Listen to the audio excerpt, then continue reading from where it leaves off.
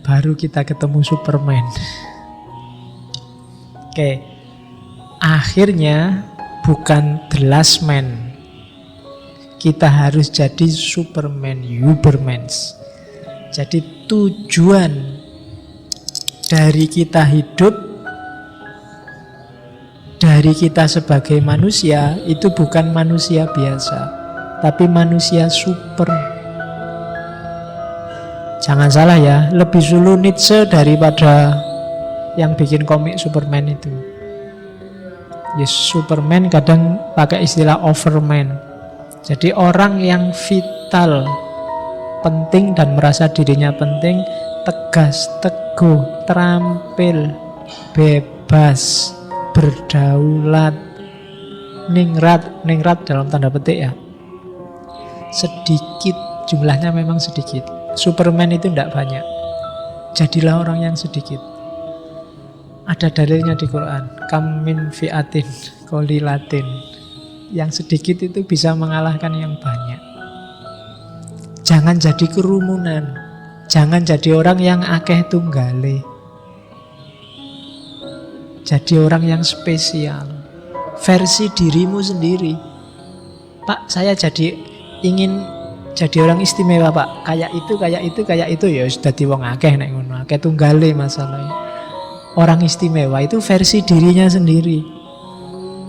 Kamu akan jadi kawanan kalau tidak jadi Superman. Kawanan itu dia lemah, pengecut, mentalnya budak, manutan, setia kawan. Ada nggak di sini yang setia kawan? Katanya setia kawan itu cirinya orang kawanan, kerumunan. Ya kalau orang khusus kan biasanya kawannya jarang, dia sendirian. Makanya superhero itu kan penyakitnya biasanya kesepian. Dia sendirian tapi istimewa. Kamu tinggal milih, pingin punya teman banyak tapi biasa, atau jadi orang spesial. Resikonya kesepian. Nietzsche itu kan juga penyakitnya paling akut kesepian. Oke. Superman itu bebas meskipun dia tidak immoral. Jangan dianggap Superman terus sakarepe dhewe, ndak. Dia bikin nilai-nilai moral sendiri. Bedanya sama kawanan, kawanan itu dibikinkan orang nilainya. Kalau Superman, dia bikin nilai sendiri.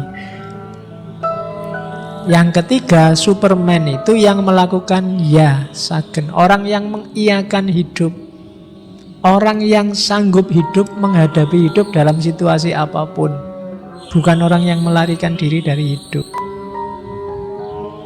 Susah, ayo.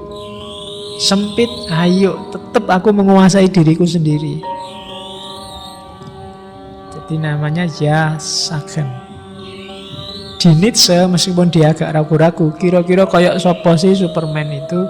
Ya paling ya gabungan antara Napoleon sama Goethe, atau gabungan antara Yesus sama Julius Caesar. Jadi mix. Di sini ada kalimat lagi, Superman itu paling tidak ya dia punya ciri gabungan dari seorang seniman, berarti perasaannya hidup, dengan filosof, akalnya hidup, dan orang suci, berarti perilakunya terarah. Itu Superman. Seniman, filosof, orang suci. Perasaannya hidup, mandiri, akalnya hidup, mandiri, dan perilakunya terarah. Tidak ngawur dan tidak diatur-atur orang. Terus Superman itu pasti cerdas. Dia bisa, biasanya orang biasa, orang awam itu melihat masalah satu perspektif. Ngertinya ini yang benar sudah. Tapi kalau Superman dia bisa lihat, oh ini benar, tapi dari perspektif itu ini bisa benar, dari perspektif ini itu bisa benar. Itu cirinya Superman. Dan Superman tidak mengingkari will to power-nya. Kamu pengen nikah ya? Ya, tidak apa-apa. Memang pengen kok. Kan ada orang pengen nikah ya? Tidak, malu masalahnya. Masa kayak gitu diucapkan. Kalau Superman tidak ada begitu. Makanya Superman itu tidak malu meskipun celana dalamnya di luar. Superman ndak pemalu pokoknya. Maunya apa? Ayo itu. Sistem nilai diciptakan. Kenapa kamu malu? Karena ada sistem nilai di luar dirimu yang ngatur kamu. Sehingga kamu ngalami yang menurutmu dianggap orang lain jelek, sehingga kamu malu. Terus catatan lagi, ini yang agak rumit. Tidak semua Superman itu sama. Cirinya khas masing-masing orang. Nietzsche tidak menyebut ciri, katanya Nietzsche. Kalau saya nyebut ciri, katanya Nietzsche, misalnya Superman itu 1 gini, 2 ini, 3 ini. Nanti kamu ketika ingin jadi Superman, manut ini. Ketika kamu manut, ya bukan Superman lagi. Jadi kalau cirinya nomor 1 Superman itu jujur, yang kedua Superman itu nggak bohong, nomor 3 Superman itu baik hati, Superman itu tidak sombong, Superman itu misalnya ada aturannya begitu. Ketika dibikin ini terus kamu, aku pengen jadi Superman, nomor 1 apa? Jujur. Oh ya, aku tak jujur. Itu sudah tidak Superman lagi. Jadi Superman itu sistem nilainya dia ciptakan sendiri. Loh, nanti sakarepe dhewe ndak, karena akalnya sehat, perasaannya sehat, perilakunya sehat. Berpikirnya mandiri, tidak terkotori oleh dogma-dogma, aturan-aturan yang membelenggu selama ini. Oke, jadi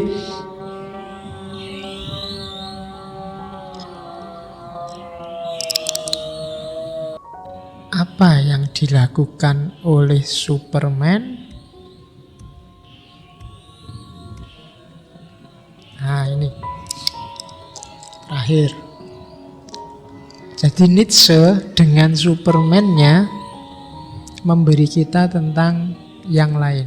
Jadi Nietzsche ini sumbangannya banyak. Semua yang saya omongkan tadi. Yang pertama, perspektivisme.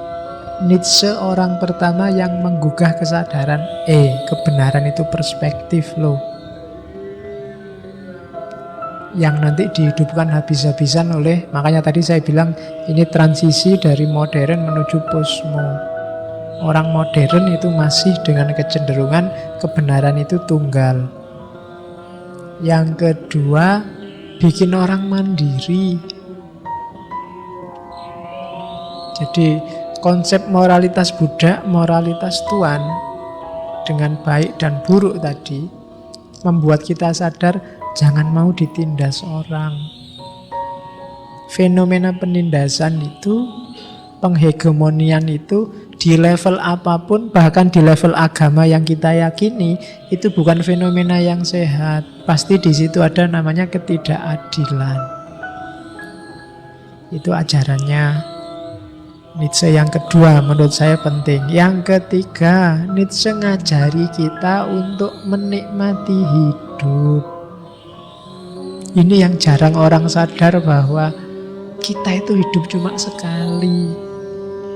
Allah ngasih kita hidup di dunia juga sekali.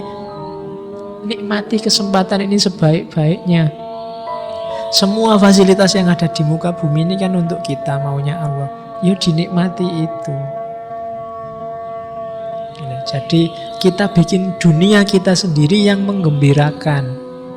Jangan bikin aturan yang bikin sumpek hidup kita sendiri. Jangan bikin tafsir yang bikin kita pusing sendiri. Arahkan orientasi visi hidup, visi beragama kita ke arah kegembiraan hidup, kesenangan hidup. Itu maunya Nietzsche. Terus ya, dari Nietzsche juga kita belajar selama ini kita nggak ngapa-ngapain. Kita kayak robot, remote-nya semua yang di sekeliling kita. Bisa agama, bisa adat, bisa tradisi, bisa undang-undang, bisa aturan. Kita nggak ngapa-ngapain sama sekali. Kita bangun, kerja, tidur, bangun, kerja, tidur tiap hari itu. Tiap hari kerjaan kita kan besok pagi bangun, ke kampus, nongkrong, ngobrol, WA-an, Facebookan, kalau kuota habis pulang, tidur, makan, nongkrong terus ngono. Kita tidak pernah mikir hidup kita sendiri. Kita anggap yang sudah selama ini jalan itulah yang baik. Problemnya di situ. Maka kita jadinya kayak robot. Kita kehilangan will to power.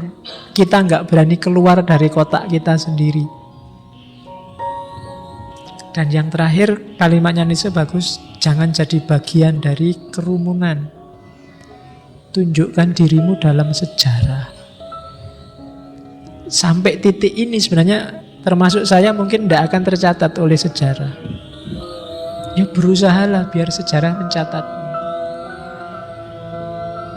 Jangan-jangan besok sampai level cucunya cucu sudah kehilangan lacak sudah. Kayak apa dulu simbahku, kayak apa sudah hilang. Karena kita tidak penting ternyata. Jadilah orang penting, jangan jadi kerumunan. Kerumunan itu orang banyak. Di antara yang jutaan orang besok demo misalnya di Jakarta itu yang muncul-muncul paling 1, 2, 3. Sisanya sebanyak itu kerumunan semua. Tidak penting. Seandainya kamu ikut ke sana paling ya jadi kerumunan. Kamu dipendungi polisi sampai benjut-benjut. Tidak masuk TV. Iya, tetap yang disorot bangsanya Habib Rizik, bangsanya yang mimpin-mimpin demo, yang orasi. Mbok kamu di sana kecopetan kah opo, sandalmu hilang kah, tidak mungkin diwawancara. Karena kamu tidak penting. Coba Kapolri, sepatunya hilang, itu mungkin diwawancara sama TV. Tapi kalau sandalmu putus, sandal jepit sudah jelek, putus lagi, pas demo lagi, sopo sing arep ngopeni dirimu. Kita kerumunan ternyata levelnya. Kita ndak muncul.